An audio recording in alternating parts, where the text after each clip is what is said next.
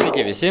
Šiandien su Donatu pabandysime atsakyti į klausimus, kaip startuoti su prekyba į užsienio, kaip lokalizuotis tam tikroje rinkoje. Donatas tikrai turi tame daug labai patirties ir galės patarti ir atsakyti į tam tikrus klausimus. Su Donatu buvome aptarę ir kad būtų smagu išgirsti jūsų klausimus po šio webinaro, kad galėtume sekančio webinaro atsakyti jau į konkretesnius klausimus ar padaryti netgi kažkokią tai kaip dirbtuvės. Tai noriu pristatyti Donatą, dažnai tenka dirbti su Make You Local komanda ir nusprendėm papasakoti šiek tiek plačiau tos bendrinius dalykus, kurie tinka, negalima sakyti visiems verslam, bet didžiai daliai verslų. Tai Donatai, dar kartą labas. Sveiki visi. Ir bandom diskusijos metu tada pabendrauti, kad tiek papasakotum, tiek kažkur aš galbūt sustabdysiu, pertrauksiu, užduosiu klausimą, kad jeigu pajausiu, kad dažnai mūsų to klausinėja. Tai Donatai, žodis tau. Puikiai, tai aš pasidalinu ekranu, savo skaidrėm ir pradėsim.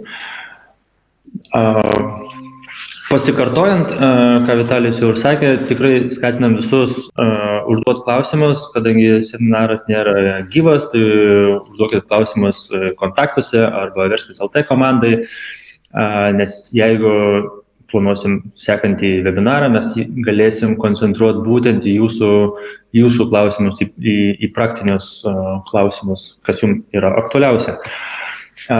Jei trumpai, tie, kas galbūt mato mane patį pirmą kartą, aš esu Donatas, įmonės Make You Local vienas iš savininkų ir vadovų. Ir pastaruosius 13 metų mes dirbam būtent su elektroniniam parduotuvėm, su elektroninė prekyba, kuriam padedam plėsti veiklą į užsienio rinkas. Tai šiai dienai mes dirbam 19 rinkų iš turimų 4 ofisų, kurie yra Vilniuje, Kopenhagoje, Berlyne ir Čekijoje, Brno mieste. Šiai dienai aktyviai kiekvieną dieną turim apie 270, gal kiek daugiau elektroninių parduotuvių, kuriom padedam kiekvieną dieną dirbti vienoje ir kitoje rinkoje. Tai jeigu trumpai, ką mes veikiam, nesiplečiant į mūsų servizą pavadinkim, bet duodant užuominą, kodėl mes šiandien kalbam būtent apie cross-border temą. Taip. Tikiuosi, kad per šiandien pasidalinsiu tiek inspiracijom, tiek idėjom ar patarimais, kaip įmonės, kaip elektroniniai verslai planuoja plėtrą į užsienio rinkas ir kaip jie tą daro sėkmingai. Bet prieš tai dar norėčiau pasidalinti vieną skaidrę, tokiu grafiku ir pasitengsiu paaiškinti, aišku, ką jis reiškia. Tai prieš pradedant jau kalbėti apie cross-border e-commerce, vienas pastebėjimas, kad pastaruosius 13 metų, per kuriuos mes dirbam su būtent cross-border e-commerce, mes stebim keletą rodiklių. Vienas iš jų, kiek kainuoja aptarnauti klientą elektroninėje komercijoje, nes tai yra viena iš mūsų paslaugų klientų aptarnavimas. Taip. Ir mes matom, kad kiekvienais metais ta kaina, kiek kainuoja aptarnauti vieną klientą, kai klientas kreipiasi į parduotuvę telefonu, elektroniniu paštu, kitais kanalais, ta kaina kiekvienais metais mažėja dėl įvairių priežasčių, nes e-komercija per pastaruosius 10 metų išaugo į visai kitą lygį, negu kada mes pradėjom savo verslą. Klientai tampa vis protingesni, vis e-komercija tampa natūralus dalykas, apsipirkinėti internetu ir natūralu turi kur kas mažiau klausimų. Tas COVID metai tam irgi labai stipriai pagelbėjo. Atsiranda įvairūs įrankiai, kaip ir ChatGPT, kaip visi kiti įrankiai, chatbotai, call centrų įrankiai, kurie palengvina darbą su klientų aptarnavimu, kada vienas žmogus gali atlikti kur kas greičiau ir daugiau tų pačių užklausų, negu galėdavo anksčiau. Ir visos kitos priežastys. Ir ta kaina kiekvienais metais vis mažėja ir dabar siekia vos keliolika centų galbūt per vieną užklausą. Lygiai taip pat tas pats vyksta su vertimais.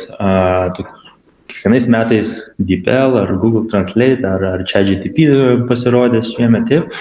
tokie įrankiai kiekvienais metais vis gerėja, jų kokybė vis gerėja, tas palengvina ir pagreitina vertimus ir ta kaina drastiškai krenta žemyn, net ir tų tekstų, kuriuos turi verst gyvas žmogus specialistas, net ir jo darbas tampa kur kas greitesnis, naudojant tam tikrus įrankius, darant vertimus. Ir ta vertimų kaina krenta labai stipriai kiekvienais metais vien dėl tos visos evoliucijos įrankių. Tai jeigu kaina vertimų ar klientų aptarnavimo ar kitų paslaugų nestabdo plėtros į naują rinką, tai klausimas būtų, o kas iš tikrųjų stabdo įmonės galvot apie prekybą užsienyje, galvot, bet ir planuot, ar jų įmonė galėtų prekiauti ne tik šiuo atveju Lietuvoje, nes kalbam apie Lietuvą, bet ir galbūt Baltijos šalyse, Skandinavijoje ar kitose šalyse.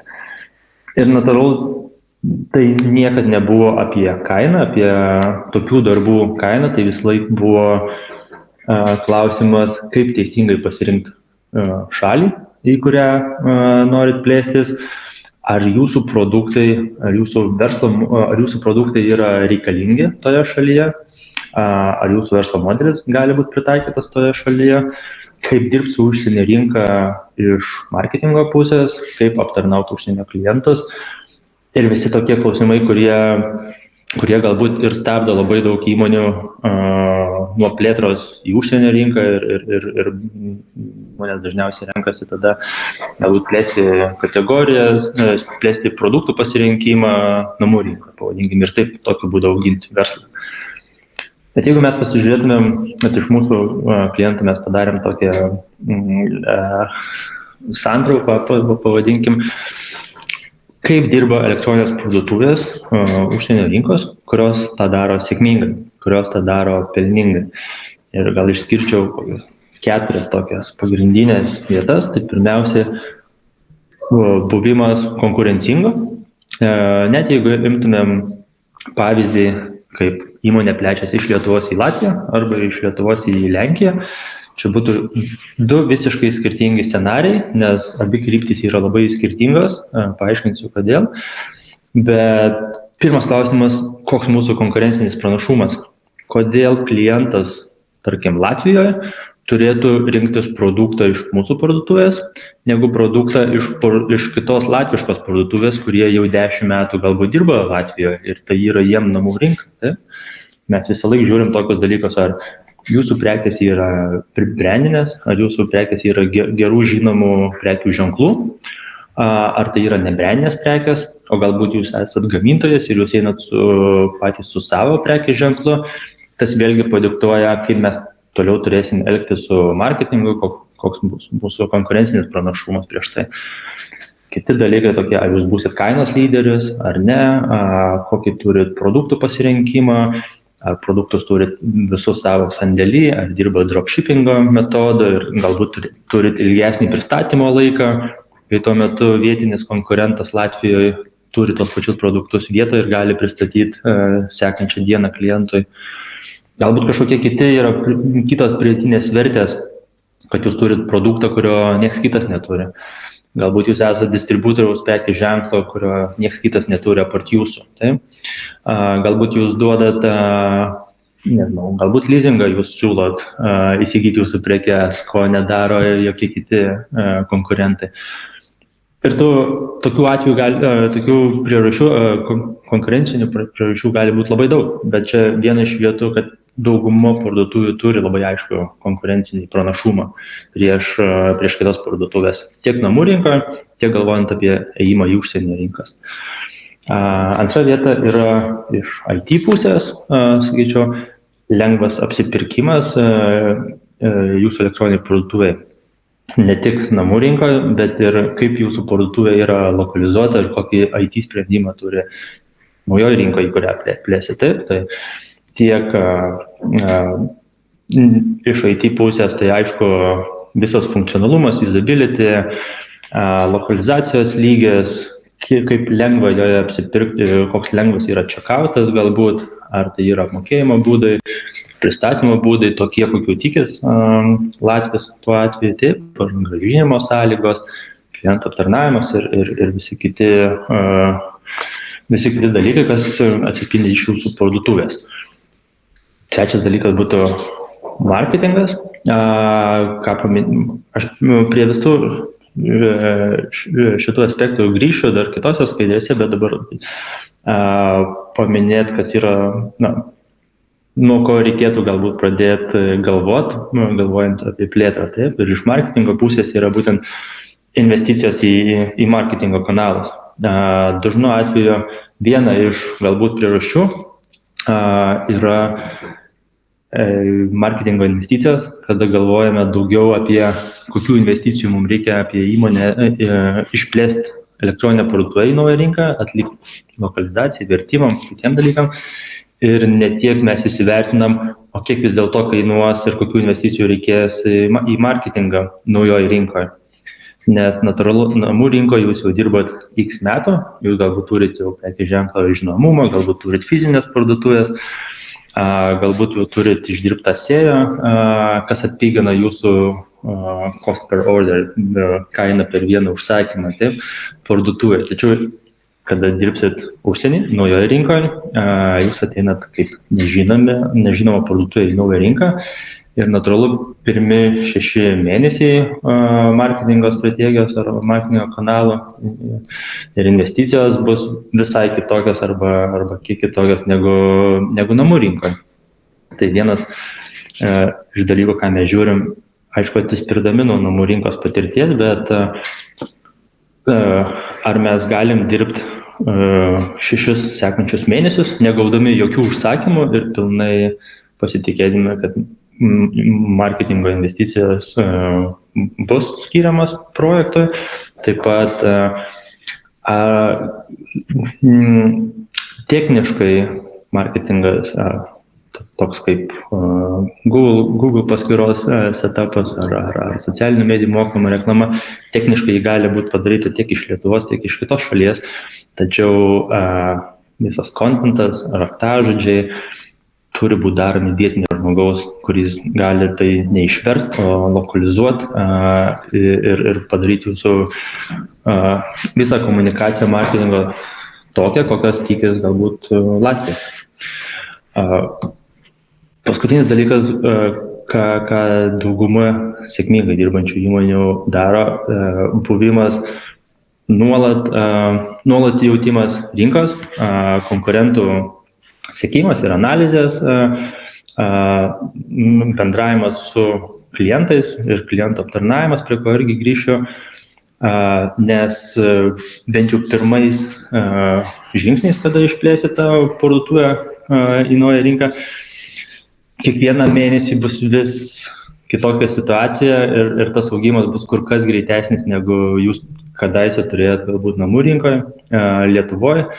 Tai vieną tendenciją matom, kas praleidžia šitą žingsnį, kas galbūt nežiūri į konkurentus, kas galbūt nekalba su savo klientais, kurie skambina ir rašo kiekvieną dieną ir kreipiasi su vienu ar kitu klausimu, dėl kurio negalėjo padaryti užsakymo, nepaskambinami į parduotuvę. Tokios parduotuvės, matom, ilgalaikiai, kaip pasakyti, neįsivažiuoja ir netampa tą, kaip mes vadinam, sėkmingom parduotuvėm užsienio rinkom. Bet norėčiau perbėgti labiau per kelius praktinius aspektus. Mes savo įmonė bent jau naudojame tokiu 5 žingsnių project managemento įrankiu ar tokiu grafiku, kuris labai aiškiai parodo, kurioje vietoje mes esam su mūsų projektu į užsienį. Ir aš labai trumpai pakomentuosiu visus 5 žingsnius ir kokie prioritetai ir kokie darbai dažniausiai yra daromi vienu ar kitu laiku. Taip. Tai natūralu, pirmiausia, su kiekviena įmonė, ką mes darom, neskubam neskubam pult prie darbų, tokių kaip vertimai ar parduotuvės lokalizavimas, bet pirmiausia yra konsultacijos, pirmiausia yra teisingas rinkos išsirinkimas. Ar jūs galite būti konkurencingi Latvijoje, ar jūs galite būti konkurencingi Švedijoje, o gal Vokietijoje yra ta teisinga rinka, koks yra rinkos potencialas. Natūralu, Baltijos šalys turi vieną potencialą, Vokietija ar Prancūzija turi visai kitą potencialą. Kokie yra konkurentai tose rinkose, taip, ir Baltijos šalis, jūs ir patys žinot, galbūt visai neblogai, bet dauguma įmonių natūralu nori plėstis į didžiasis rinkas, tokias kaip UK, Vokietija, ir ten reikia suprasti, kad turėsit konkuruoti su visom įmonėm, kurios plečiasi į tas rinkas. Tose rinkose yra Amazon ar kiti marketplace'ai. Tose rinkose galbūt yra brangesnis marketingas, brangesnė specialisto 1 valanda darbo, ilgesnis pristatymas, o tai reiškia vėlgi atsižvelgiant į kainą. Taip. Tai ir viena ir kita rinka gali būti labai gera ir labai teisinga, bet mes turime įsivertinti, kuri kryptis jūsų verslo yra teisingiausia tam, kad projektas būtų sėkmingas ir pelningas po X mėnesių, pavadinkim. Ir į tai atsižvelgiam vėlgi kokią galbūt kliento patirtis dirbant su užsieniu, ar tai yra pirmas jūsų eksportas, ar tai jau yra jūsų 5 galbūt rinka ir panašiai. Taip. Sekantis žingsnis, kada mes jau tikrai esame apsisprendę, jog, laikykim kaip pavyzdį, Estija yra ta rinka, kur jūs manot ir jog gali būti pelningi, jog gali būti konkurencingi. Estija ar Baltijos šalis yra, kaip mes vadinam, tokia truputį smėlio dėžė, kur labai yra gerai išsibandyti eksportą, darbą su užsienio rinka, nes Baltijos šalyse perkamoji galia yra labai panaši, kaip klientai daro sprendimus pirkimo yra labai panašus. Kiekviena šalis turi savų niuansų, bet vėlgi vien dėl to, kad visi partneriai, su kuriais dirbat Lietuvoje, tai turiu omeny logistikos įmonės, apmokėjimo provideriai, kitos įmonės greičiausiai jos jau dirba ir kitose Baltijos šalyse, tai ta plėtra į Baltijos šalis yra labai paranki iš tikrųjų išmokti visą tą kelią, išmokti dirbti su užsieniu ir tada turint pelningas parduotuvės kitose dviejose rinkose, kur kas tvirčiau jausitės darydami sprendimą plėstis į galbūt Suomiją, Švediją, Lenkiją ar kitas rinkas tolimesnės. Bet sekantis žingsnis yra lokalizacijos, elektroninės parduotuvės lokalizavimo etapas. Ir tai nereiškia jūsų parduotuvės vertimo, tai labiau reiškia pirmiausia bandymo suprasti, ko, tarkim, Latvis ar Estas tikisi iš vietinės profesionalios parduotuvės ir kaip tokią parduotuvę galim tapti mes. Ir greičiausiai jis tikis vertimų, kurie skamba ne kaip vertimai, o tiesiog vietinis tekstas, vietinė kalba. Jis tikriausiai tikis vietinio domeno, vietinio telefono numerio, kliento aptarnavimo. Jis tikis lengvo pristatymo, kas jam yra įprasta per tokį laiką, kokį galbūt turi ir konkurentai. Jis greičiausiai tikis patogių ir greitų grąžinimo sąlygų. Ko jis gal mažiau mato, bet reikia apgalvoti tokius dalykus kaip vietiniai terms and conditions, privacy policy, cookie policy, checkoutas, kokias sąskaitas siunčiat klientam, automatiniai laiškai ir visi kiti niuansai. Tai ta lokalizacija yra kur kas platesnis procesas negu tik parduotuvės vertimas.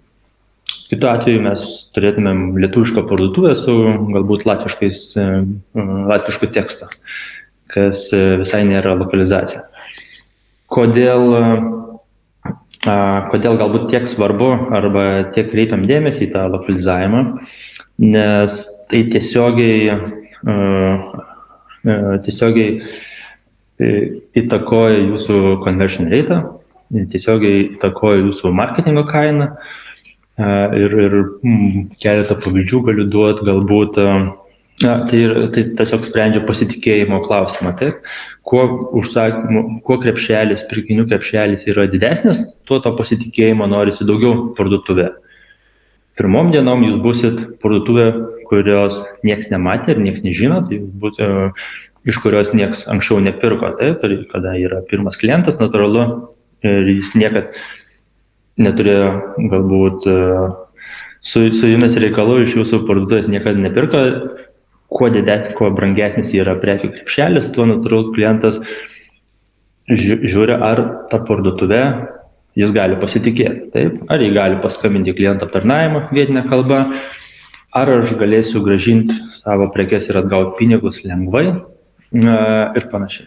Tai paprastas pavyzdys, jeigu jūs norėtumėt įsigyti Adidas batelius Lietuvoje ir galbūt žinot aišku modelį, kokį norite įsigyti ir per galbūt kainos 24 radot geriausią pasiūlymą, kuris yra pigiausias iš visų kitų pasiūlymų, įmonė, kurios niekad nematė ir iš kurios niekad anksčiau nepirkė, bet jie turi jūsų produktą ir prieš įsidedami produktą į krepšelį, pamatot, jog bet jie turi estišką telefono numerį, footerį nurodytą. Tai akivaizdu, jog tai yra estiška įmonė dirbanti Lietuvoje. Kadangi perku avalynę, didelė tikimybė, kad aš turėsiu ją grąžinti, nes netiks dydis. Tai pasižiūrėsiu grąžinimo taisyklės, jau kad ten bus nurodyta, jog turiu grąžinti prekę per Omnivą atgal į Estiją, kas man kainuos X eurų. Taip? Kas nėra galbūt man irgi priimtina ar labai patogu. Galbūt pamatysiu, jog pristatymus vis dėlto ne 2 dienos, ką siūlo kiti tiekėjai Lietuvoje, o 15 dienų, taip, ir jie greičiausiai tos prekės neturi sandėlyje, dropshippinio daro. Ir tų priežasčių gali būti įvairių labai. Ir tada galimai arba jūs nuspręsit rizikuoti ir už tą 100 eurų pirkti tos batelius iš tos parduotuvės, arba 8 iš 10 klientų greičiausiai galvos, gal geriau aš nuveisiu į Sportlandą, sumokėsiu daugiau, pasiimsiu tos pačius batelius, jeigu norėsiu grąžinsiu, jeigu norėsiu gausiu konsultaciją, nes tai yra įmonė, kurio pasitikiu, kuri yra Lietuvoje, daug metų, aš juos pažįstu ir panašiai. Taip? Tai va čia gal yra paprastas kvailas pavyzdys, bet tas labai gerai iliustruoja, kam ta lokalizacija yra reikalinga. Nes yra tikrai esam daug projektų padarę ir be jokių vertimų, ir su anglų kalba eidami į užsienio rinkas, bet tam turi būti labai aiškios priežastys. Priežastys, jog to produkto nėra kitose rinkose, tą produktą renkasi ir perka ir anglų kalbą ir panašiai. Taip. Kuomet iš techninės dar galbūt pusės galiu kažką pakomentuoti, jog dažniausiai stengiamės dirbti su viena parduotuvė ir jų neduplikuoti, nes tokiu atveju apsunktų parduotuvė administravimas, kada jums reikėtų dirbti su 2-3 parduotuvėm, o ne viena. Tai čia iš techninės platformos galbūt, nesileidžiant į detalės. Čia, Donatai, šiek tiek, jeigu galima, pastabdysiu.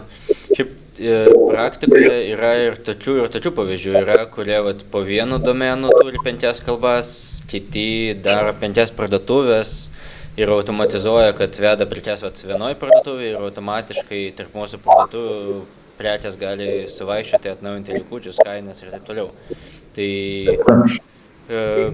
įdomu tai, kad vieni laimi vienose vietose, kiti kitose vietose, nėra tokio vienareikšmio kažkokio dėsningumo, kas yra geriau jo, ar viena ta parduotuvė 5 kalbom, ar 5 atskiri domenai ir tos prekės tarpusavy sinchronizuojasi. Be abejo, kuo daugiau parduotuvių, tuo daugiau reklamos, administravimo vis tiek natūraliai atsiranda, nes prekės tai yra tik tai dalis viso to, ką reikia administruoti.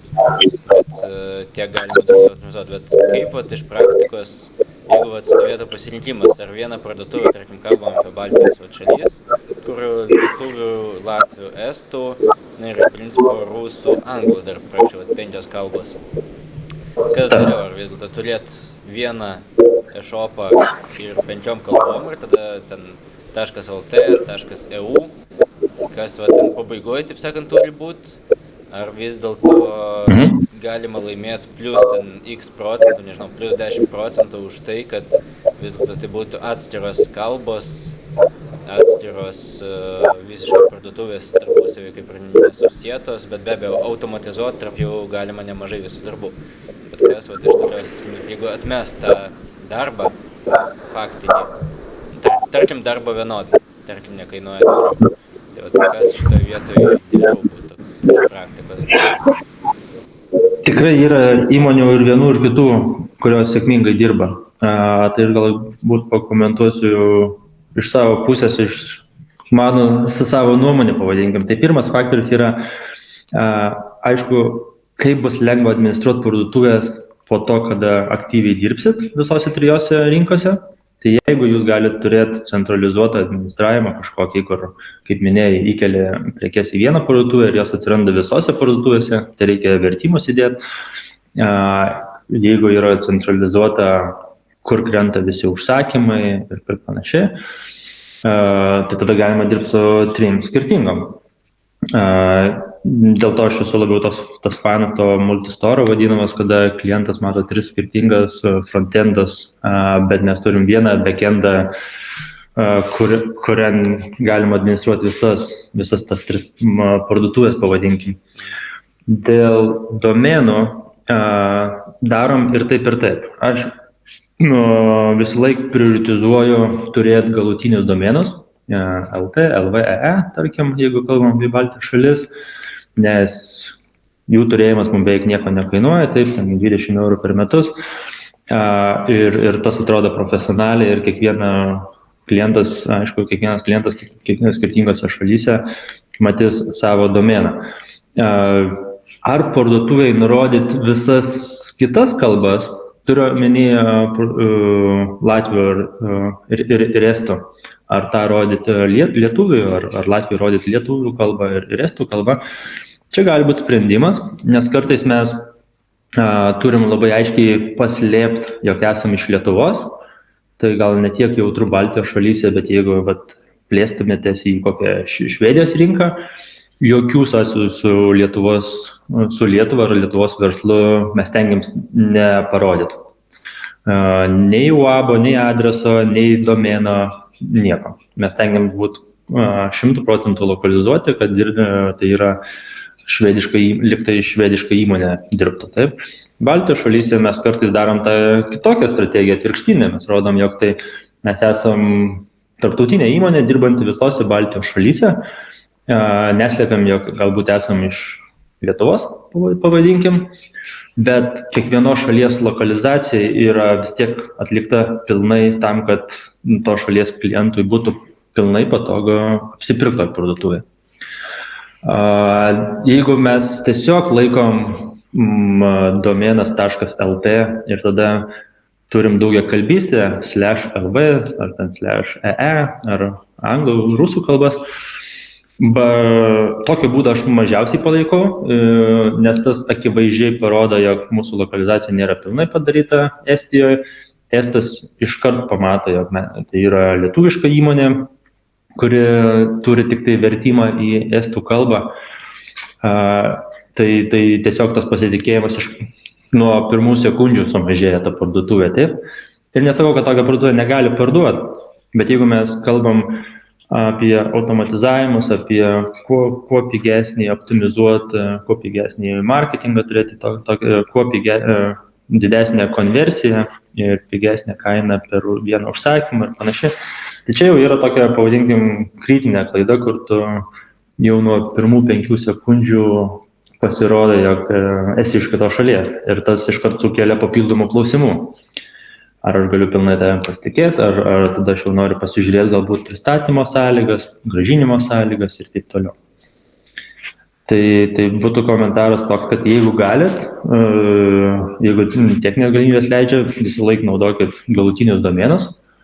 Jeigu tos techninės galimybės leidžia tik tokiu atveju, jeigu duplikuojat parduotuvę, galbūt net ir tada verta vis tiek duplikuoti parduotuvę, turėti atskirą kitai rinkai, bet turėti pilną lokalizaciją.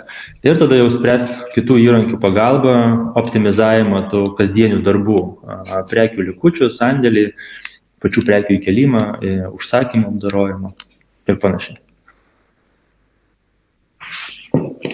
Tai va, judam toliau.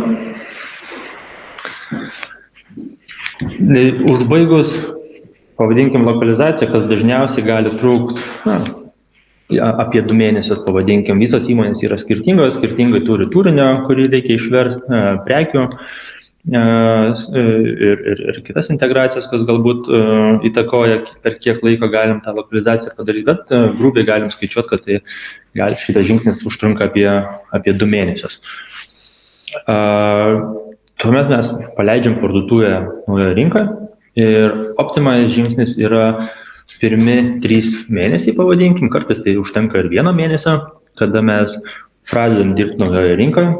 Mūsų marketingo kanalai dažniausiai būna, ar marketingo strategija dažniausiai būna nukreipta į greitas konversijas, į visus mūsų tradicinius kanalus, kaip Google AdWords, į socialinių medijų mokamos reklamos, tam, kad mes kuo greičiau gautumėm pirmus užsakymus, juos stengtumėm apdoroti tobulai, išsiųsti kuo greičiau, kad mes gautumėm pirmus skambučius ir e-mailus į kliento aptarnavimą, kad suprastumėm, kas tam vietiniui klientui yra patogu ar nepatogu, kokiais klausimais jie kreipiasi į mus, kaip mes turim pataisyti galbūt parduotuvę ar tiesiog nepataisyti, bet pagerinti kažkokią apsipirkimo experience.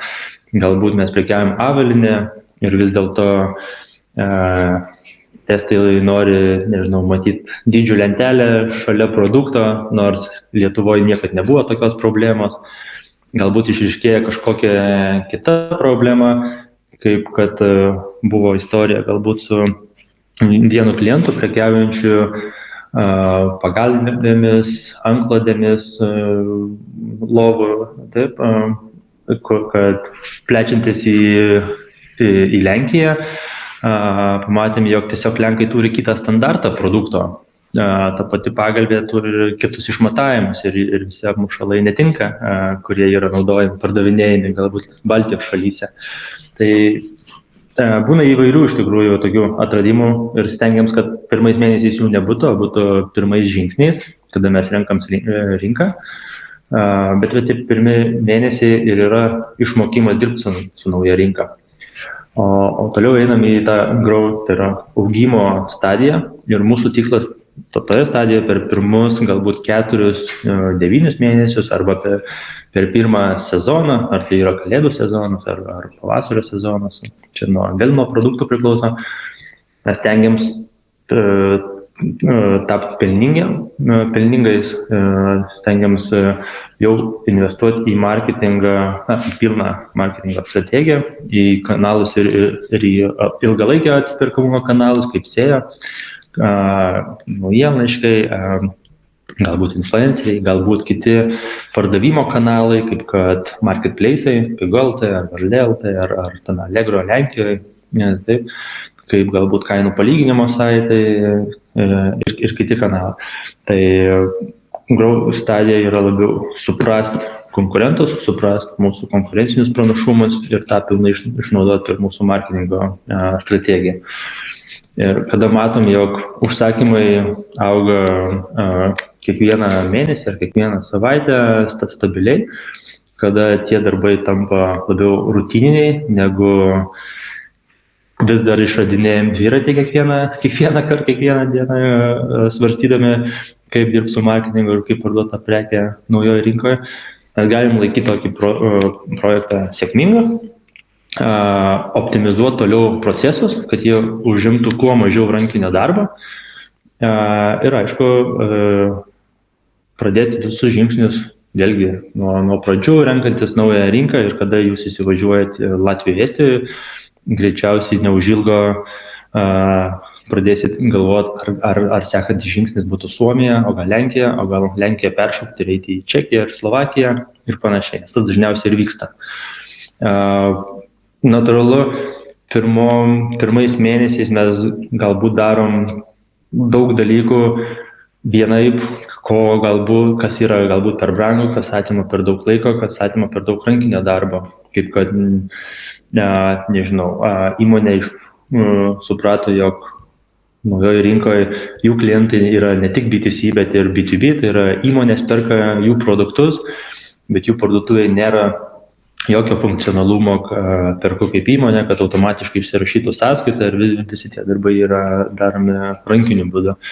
Tai natūralu, tokiam optimizacijom tada ateina laikas įsidiegti, galbūt gerinti pristatymo sąlygas, jas atpigint, jas pagreitint, konsoliduojant siuntas ar darant kažkokius kitus sprendimus.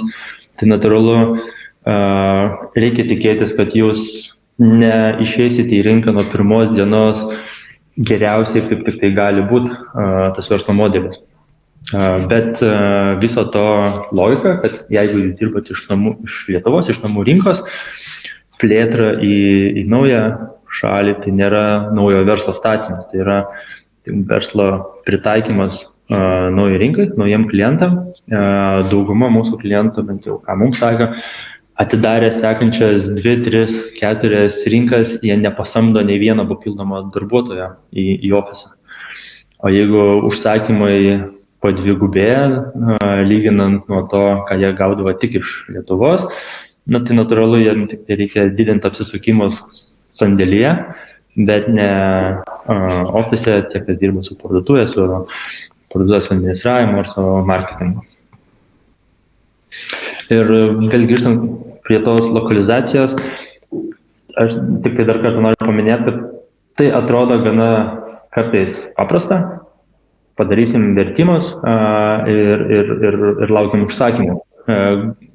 Google AdWords išversim ir turėtų važiuoti, nes principas yra toks pat. Bet tame ir yra paslėpta visa, ten ir yra ta paslaptis, kaip padaryti tą lokalizaciją ir pačios parduotuvės, ir klientų aptarnavimo, ir marketingo kanalų, tam, kad Latvijos būtų to, ko jis tikis Latvijoje.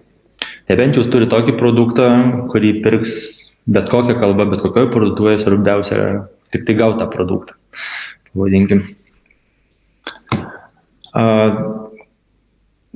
Galbūt čia į tą pačią temą reikia vėlgi suprast, kad jeigu, aš čia paėmiau pavyzdį galbūt su Švedija ir su mados prekiam, tai yra fashionu, taip, drabužiais ar avalynėm, reikia suprast, kad einant į naują rinką, jūs greičiausiai rasit kitas įmonės, kurios turi tą patį produktą, arba bent jau tą pačią kategoriją produktų, kurios ten jau dirba 10 metų, kurios yra vietiniai verslai, kurios kiekvieną dieną stengiasi gerinti savo webshopą, gerinti savo marketingo kanalus, gerinti apsipirkimo kokybę, pristatymą, greitį ir įpigint, turėti kuo paprastesnius grąžinimus ir visas kitas paslaugas.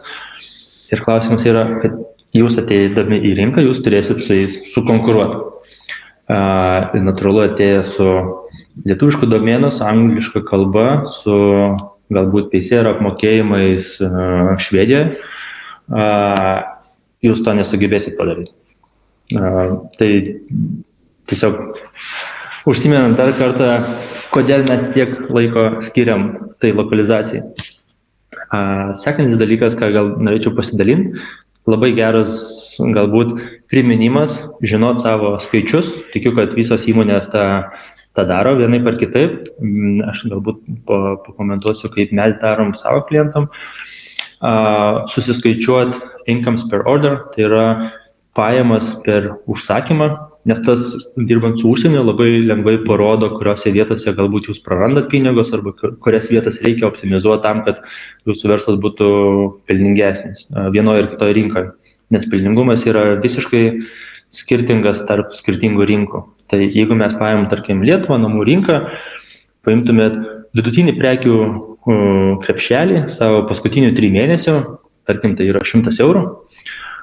Galbūt jūs neduodat nemokamo pristatymo ir dar invoicinat 3 eurus už pristatymą, taip, tai gaut pajamų 103 eurus per užsakymą ir tuomet tiesiog susirašyti visas išlaidas susijusias su tuo užsakymu.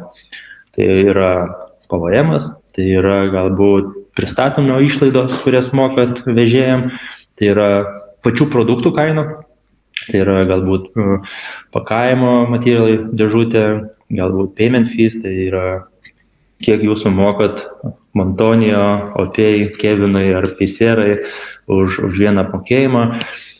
Jūsų sandėlio išlaidas, jeigu outsourcinat sandėlį, tai yra labai lengva paskaičiuoti, jeigu ne outsourcinat, tai galbūt turit vieną darbuotoją, kuris per mėnesį supakuoja 1000 užsakymų, tai tiesiog padalinti užsakymų skaičių iš išlaidom susijusiam su to darbuotojo turėjimu. Grąžinimas, ar darot nemokamai, ar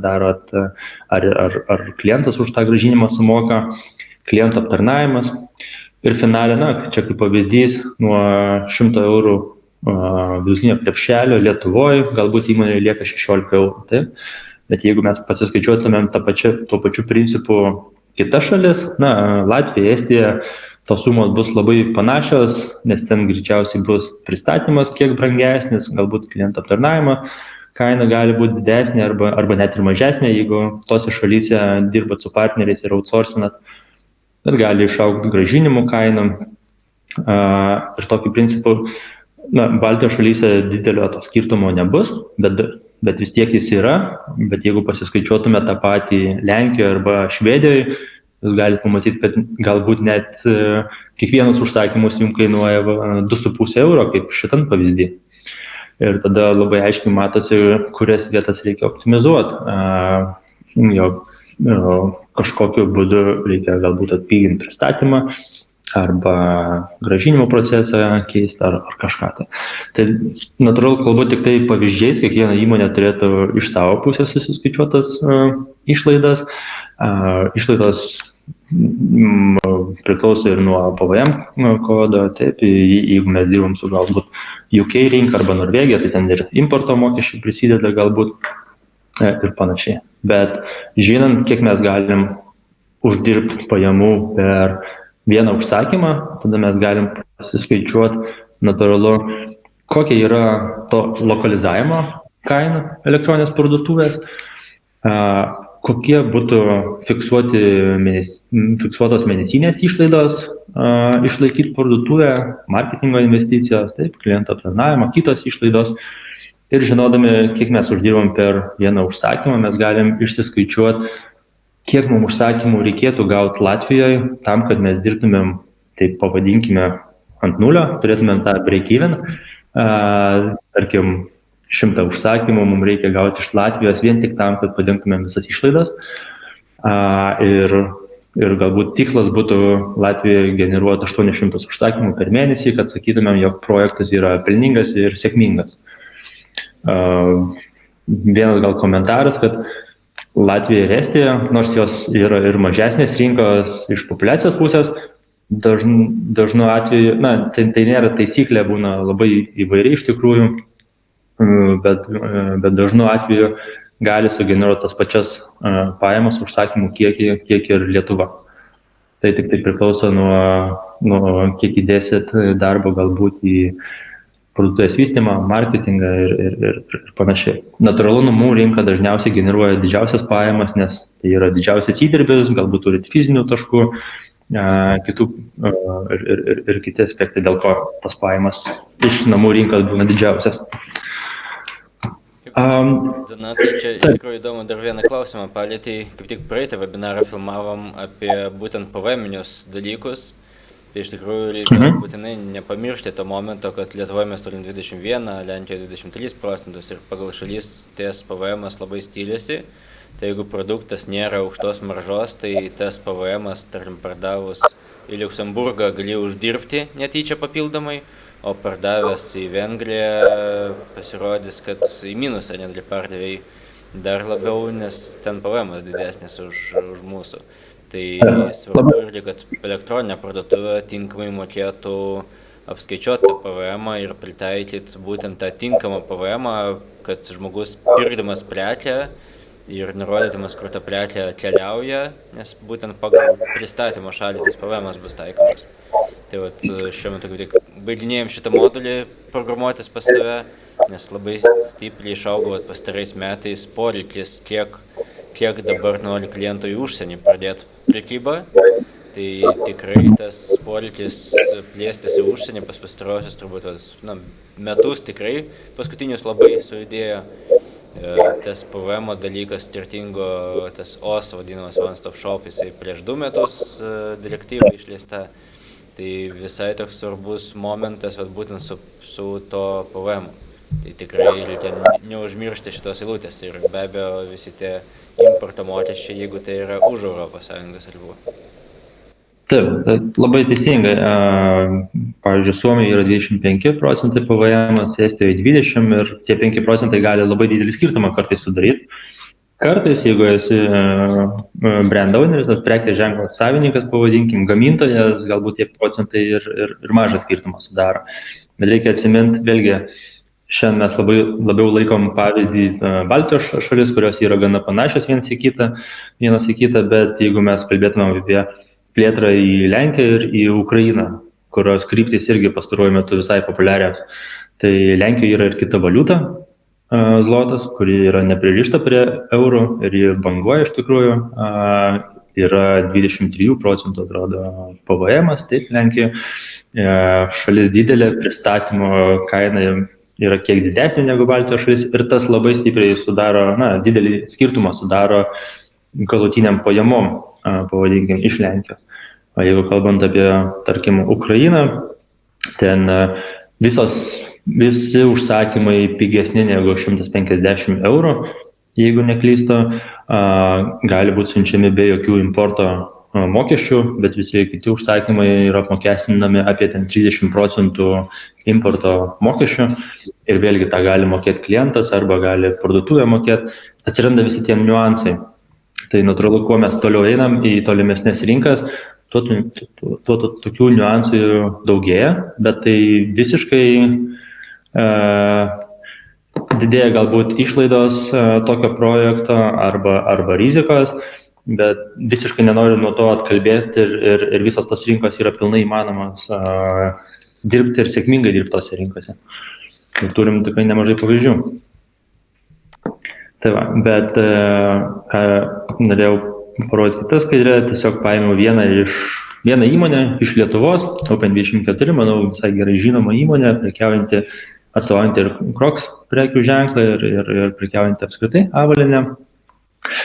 Ir kuomet išmoksta dirbti vienoje iš užsienio rinko, išmoksta dirbti su nauja rinka, su galbūt marketingo kanalais naujoje rinkoje, su klientų aptarnavimu, turit techninį sprendimą, kuris leidžia jums dirbti naujoje rinkoje patogiai, tuomet galit grįžti ir kartoti tą patį kitoje rinkoje, penktoje rinkoje ir taip toliau.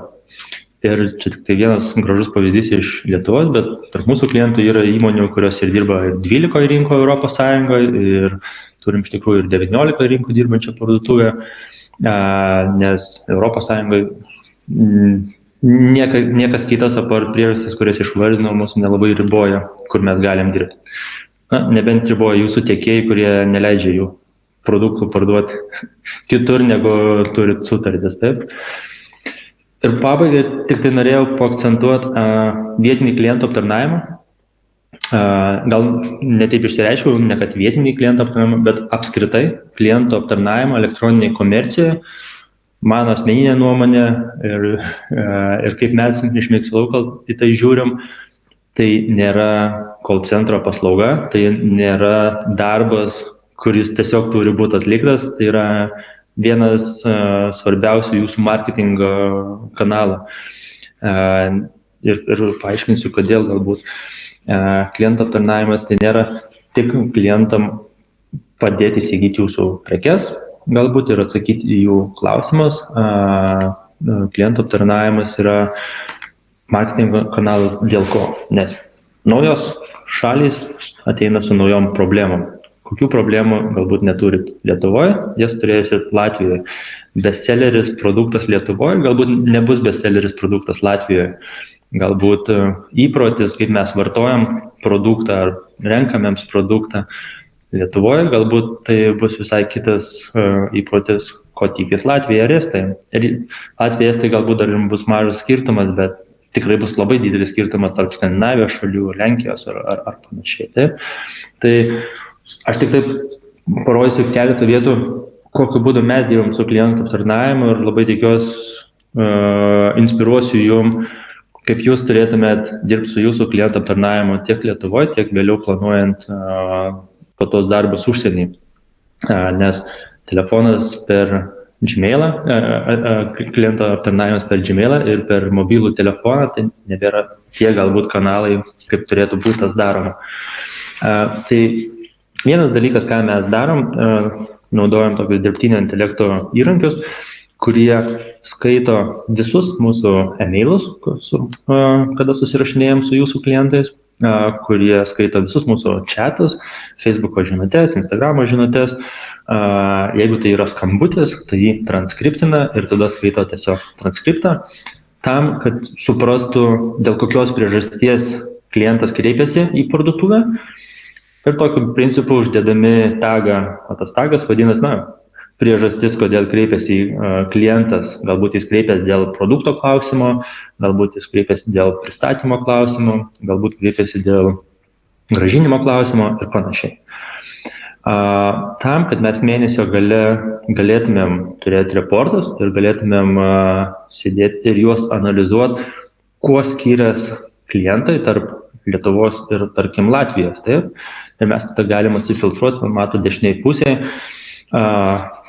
Pirmas bar chartas, tai reiškia pre-order tagas, tai reiškia klientai, kurie susisiekė su parduotuve prieš padarydami užsakymą. Tai yra prieš padarant užsakymą, jie skambina parduotuvę arba rašo mailą. Ir mes, tarkim, kaip pavyzdys, matom, kad 52% iš tokių klientų klausia apie produktą. Ir tada mes galime eiti gilin ir matyti, kad jie klausia dėl dydžių lentelės, nes mes avalynę prekiavom, jie klausia dėl pristatymo laiko, nes jis nėra tikslus nurodytas, jie klausia dėl galbūt nuolaidos, nes nori pirkti didesnį kiekį produktų, jie galbūt klausia dėl stoko, kada atsiras vėl prekyboje tas produktas ir tų klausimų gali būti labai įvairių.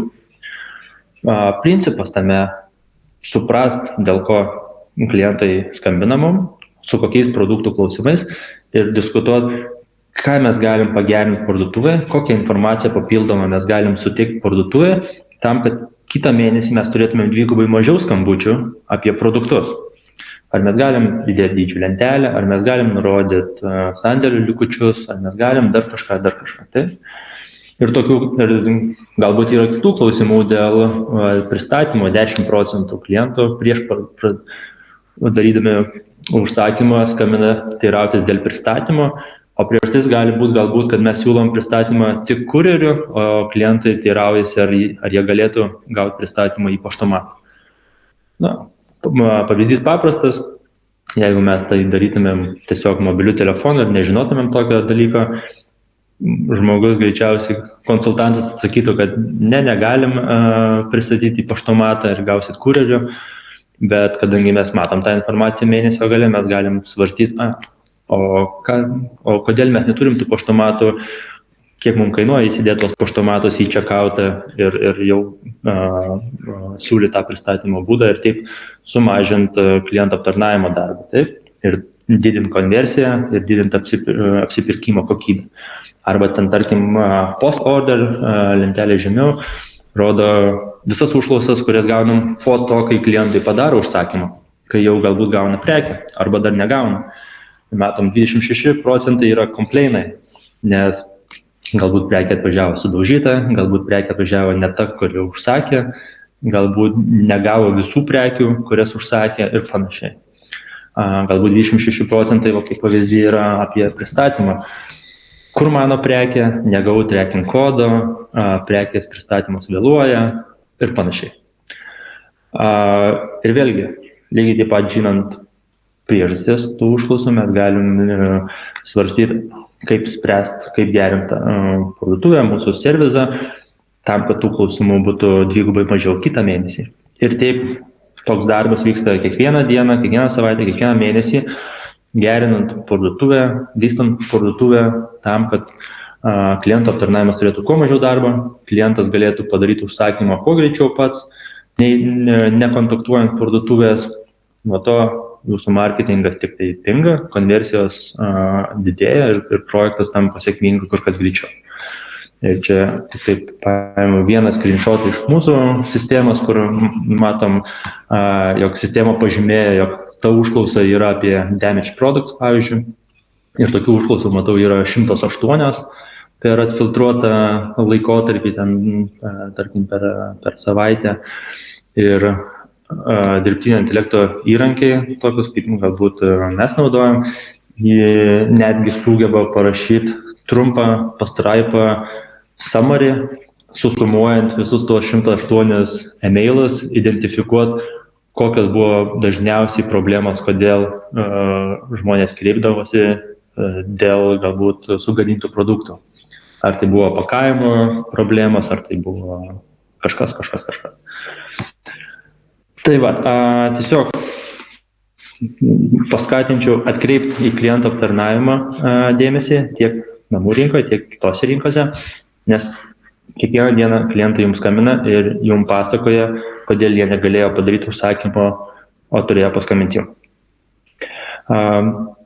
Tiek šiandien iš manęs, truputį perbėgom per viską tikrai paviršutiniškai, nelįsdami į labai smulkias detalės, bet tikrai noriu paskatinti, jeigu turit asmeninių klausimų, pakomentuokit, parašykit Verslis.lt komandai, tam, kad planuojant galbūt antrą webinarą arba workshopą, mes galėtumėm į tai remtis ir tą webinarą padaryti labai praktišką ir naudingą jum. Ir dabar turbūt tokia vyšnė ant torto, kurie ateina visada po euforijos, kiek kainuoja.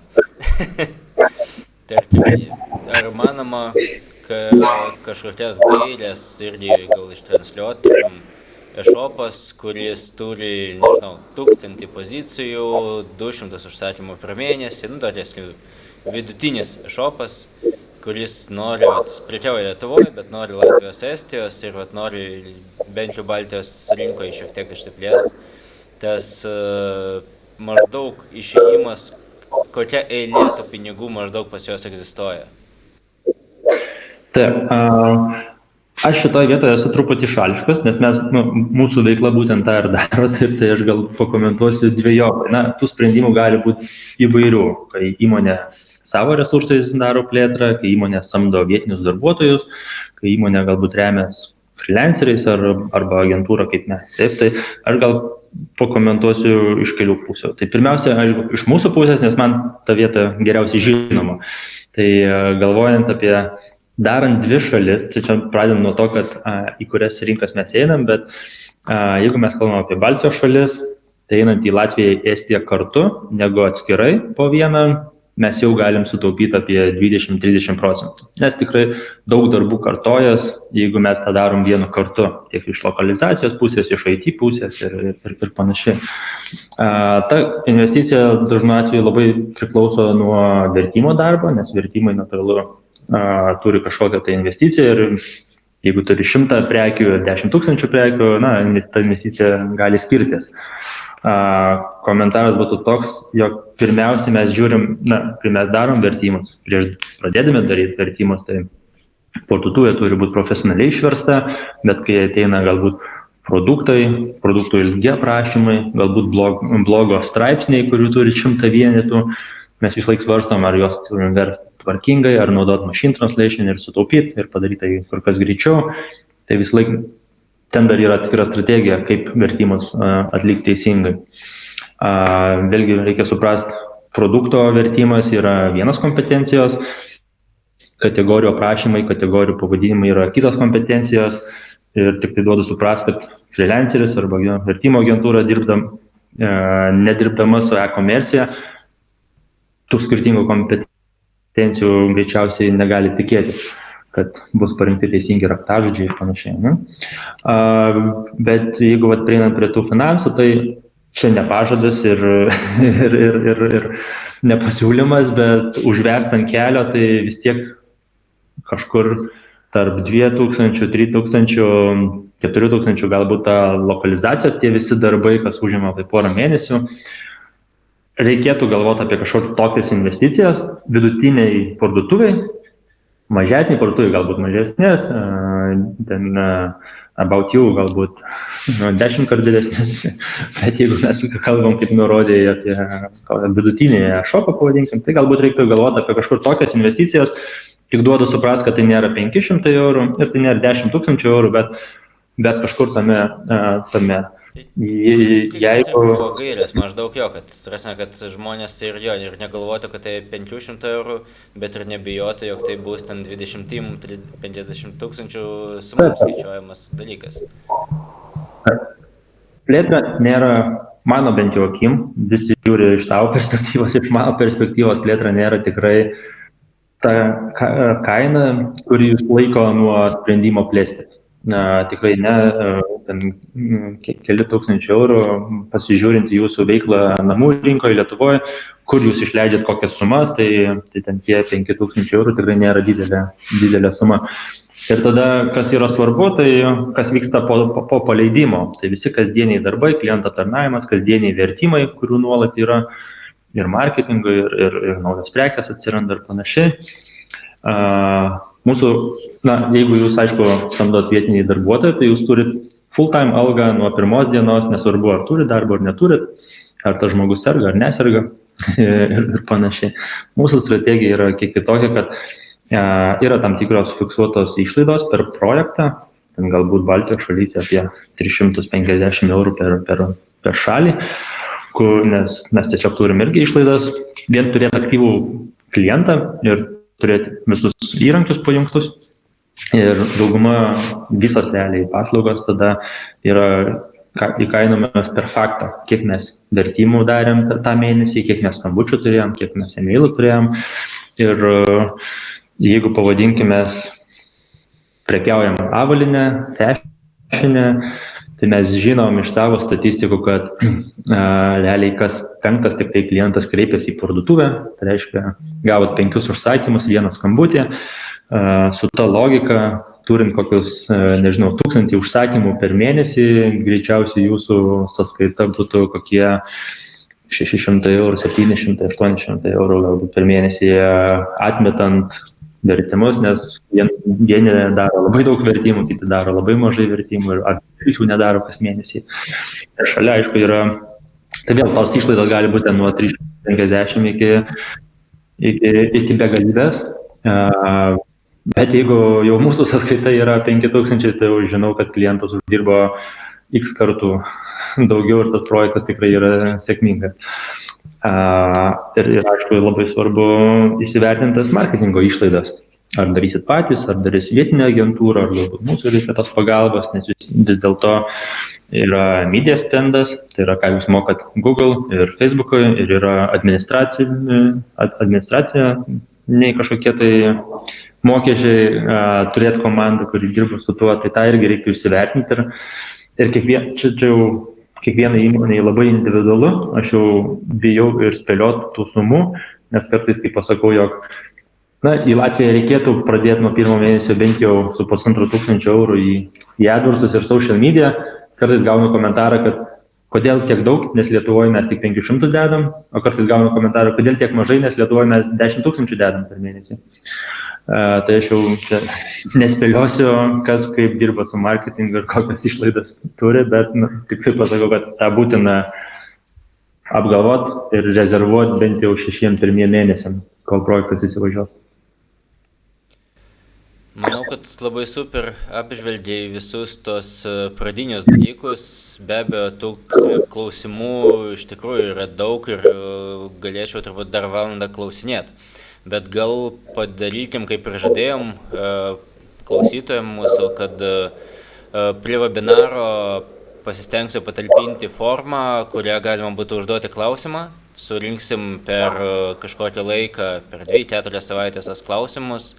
Ir manau, jeigu bus tų klausimų pakankamai kažkokia tai imtys, būtų labai smagu jau tas konkretesnius klausimus arba konkrečius, tas vadinamus use cases irgi apžvelgti, tiek man lengva apžvelgti iš tos techninės pusės, integracinės pusės, kaip kas liečia, vat, kaip iš elektroninės parduotuvės kūrėjų pusės, Donatas atsakys iš tos visos aptarnavimo pusės, kas liečia.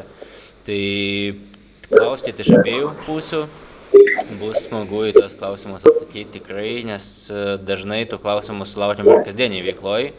Tai labai norisi visada tai ištransliuoti ir plačiau, kad kažkas galbūt negalvojo apie kažkurį niuansą, bet netyčia išgirdo ir pasirodo, tai buvo kažkoks lemiamas dalykas, dėl ko pat startavo prekyba į užsienį.